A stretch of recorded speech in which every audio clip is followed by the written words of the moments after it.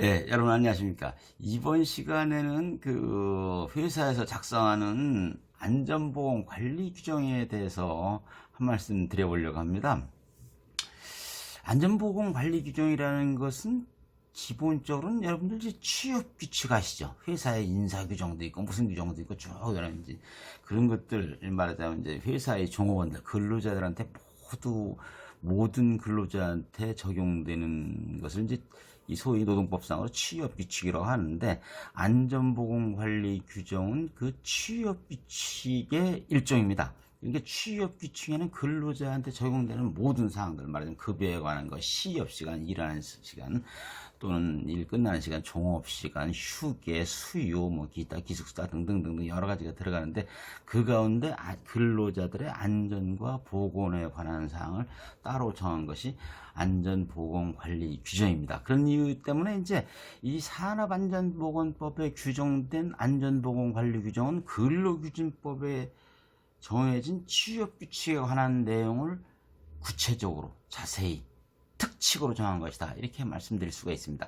그래서 이제 법에도 취업규칙이나 단체 협약에 반하는 내용의 안전보건관리 규정의 내용은 취업규칙이나 단체 협약에서 정한 바여야 한다, 이런 식으로 되어 있습니다.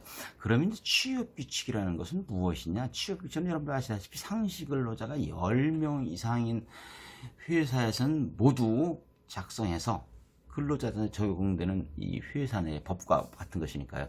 이 노동청에 신고하는 내용이 취업 규칙이 됩니다. 그래서 이제 원래 이제 취업 규칙에도 이 근로자의 안전 보건에 관한 사항, 그리고 이 정확히는 이제 근로자의 성별, 연령 또는 신체적 조건 등의 특성에 따른 사업장 환경의 개선에 관한 사항, 이런 것들을 포함하라고 근로기준법에 정해져 있기도 합니다. 이제 자, 이런 내용들이 기본적으로 이제 안전보건관리 규정에 관한 기본 성격에 관한 것인데, 그럼 이제 안전보건관리 규정은 어떤 사업장이 작성해야 되느냐? 안전보건관리 규정은 기본적으로 종업원 100명 이상인 회사에서는 모두 작성을 해야 됩니다. 다만 이제 산업재해가 비교적 적게 발생하는 업종의 사업장에서는 지난번에 얘기했던 이 명예산업안전감독관 제도니 기타 다른 제도 같이 이제 종업원 300명 이상인 곳만 안전보건관리 규정을 의무적으로 작성하게 되어 있습니다. 일반적으로 100명 이상의 회사에서는 모두 이 안전보건관리 규정을 작성해야 됩니다. 이것도 노동청에 제출해야 되는 것입니다. 그러면 이제 안전보건관리 규정에 이제 도대체 어떤 내용들을 넣어야 되느냐? 이것에 대해서는 기본적으로 법에서는 이 안전보건관리 조직, 왜 우리 얘기했었잖아요. 이 안전보건관리 책임자, 안전관리자, 보건관리자, 뭐 또는 그거를 이 소위 전문기관에 위탁할 경우에는 이제 안전관리 전문기관, 보건관리 전문기관에서 하는 내용들에 관한 거, 그리고 안전보건 교육에 관한 거, 그리고 작업장, 일하는 현장의 안전과 보건 관리에 관한 거, 사고 조사 및 대책 수립에 관한 사항, 이렇게 네 가지가 필수적으로 들어가는 것으로 되어 있고, 그 외에 이제 법의 표현에 의하면 안전 및 보건에 관한 사항, 이렇게 되어 있습니다. 이제 안전 및 보건에 관한 사항이라 그래가지고 이 산업안전보건법 시행규칙 별표 보면 쭉들 열거하는 게 있어요. 근데 이제 그건 단지 예시인 것뿐이고, 사업장의 특성에 따라서 말하자면 이제 작업 현장의 특성, 근로자의 특성, 남녀 비율이라든지 연령이라든지 또는 외국인 근로자의 유무라든지 작업 공정이라든지 건설 현장인지 아닌지 여부라든지 생산품의 특징이라든지 공정의 특징 등등을 반영해서 적절하게 이 근로자들의 안전과 보건에 관한 사항을 지켜야 될 사항들을 집어넣으면 되는 것입니다. 그리고 이제 이 법으로도 되어 있는데, 이제 소방이나 가스나 전기, 교통 분야 등에 관한 사항들도 안전보건 관리 규정에 같이 넣을 수 있도록 되어 있습니다. 여러분들 아시는 바와 같이 이제 안전, 보건, 환경, 소방, 비상계획, 이런 것이 이제 기업에 한 군데서 되게 다루고 있으니까 일반적으로 이렇게 하고 있는 것입니다.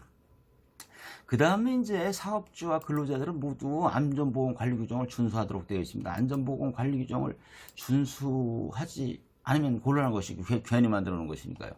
그리고 이제 가끔 문제랄까, 이제 저한테 여쭤보는 분들이 이제 안전보건관리 규정에 이제 안전에 관한 규정, 보건에 관한 규정을 지키지 않은 종업원들에 대한 징계 규정을 둘 수 있느냐 이런 걸 물어보는 분들이 더러 있는데, 안전보건관리 규정은 서두에 말씀드린 바와 같이 취업규칙과 마찬가지이기 때문에 취업규칙에도 근로자들 징계에 관한 사항을 둘 수 있는 것 같이 안전에 관한 사항, 보건에 관한 사항의 위반에 대해서 그 위반의 경중에 따라서 해고, 정직, 감급, 이렇게 견책 등등에 관한 징계 규정을 둘 수 있는 것입니다. 다만 이제 감급, 급여를 줄이는 거, 감급에 대해서는 이제 일반적으로 종업원 급여의 그 총액 결정할 때 평균 임금의 2분의 1 이상을 못 줄이고, 또 이제 일반적으로 1임금 지급기 전체 임금의 10분의 1 이상을 감하지 못하도록 근로기준법에 규정이 있습니다.